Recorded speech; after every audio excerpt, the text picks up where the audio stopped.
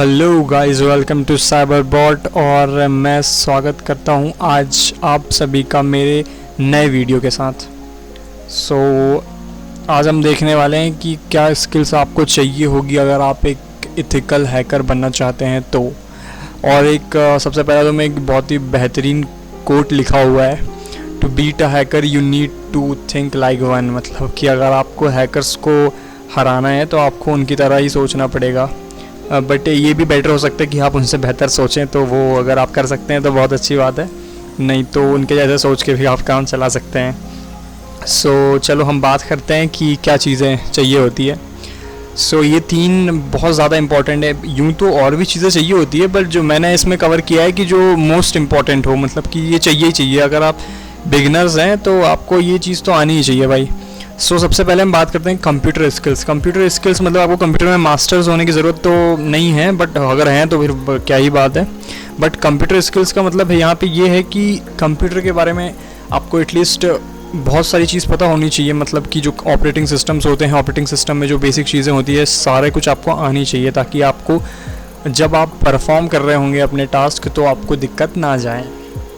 दूसरा हम बात करते हैं प्रोग्रामिंग स्किल्स। प्रोग्रामिंग स्किल्स मतलब कि जो लैंग्वेजेस होती है, जो कोडिंग आना ज़रूरी नहीं है। कोडिंग एक अलग चीज़ हो जाती है। कोडिंग मतलब कि आप तो फिर वेब डेवलपर हो गए, हैकर नहीं है। बट हैकर और वेब डेवलपर दोनों एक भी हो सकता है। बट यहाँ पे जो स्किल चाहिए प्रोग्रामिंग की, वो ये है कि आपको लैंग्वेजेस के बेसिक्स आने चाहिए। सिर्फ आपको लैंग्वेजेस के बारे में थोड़ा बहुत स्क्रिप्ट्स बनानी या फिर जो भी चीज़ होती है तो वो थोड़ा थोड़ा आज आए तो भी आप काम चल सकता है। बट अगर आप एक डेवलपर हैं तो फिर तो आपको सारी चीज़ें वैसे भी आती है, तो आपको यहाँ पे ज़्यादा ज़ोर देने की ज़रूरत नहीं है।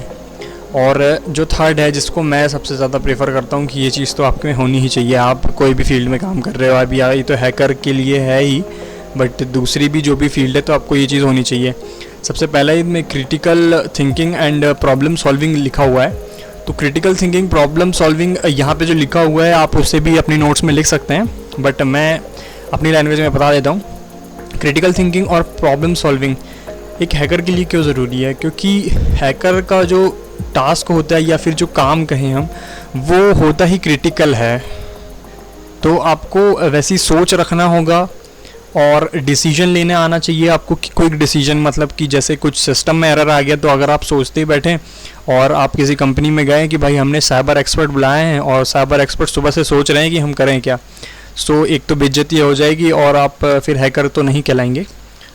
वो चीज़ होती है। तो आप में एक तो पेशेंस होना चाहिए और डिसीजन लेना और प्रॉब्लम्स को कैसे जल्दी सॉल्व कर सकते हैं, तो ये सारी चीज़ें भी बहुत ज़रूरी होती है एक हैकर के लिए।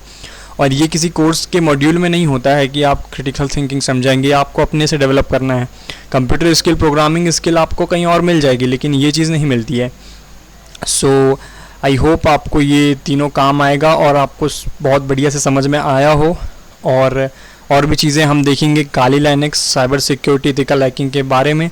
तब तक के लिए मेरे चैनल पे बने रहिए। वीडियो देखने के लिए धन्यवाद। Have a good time.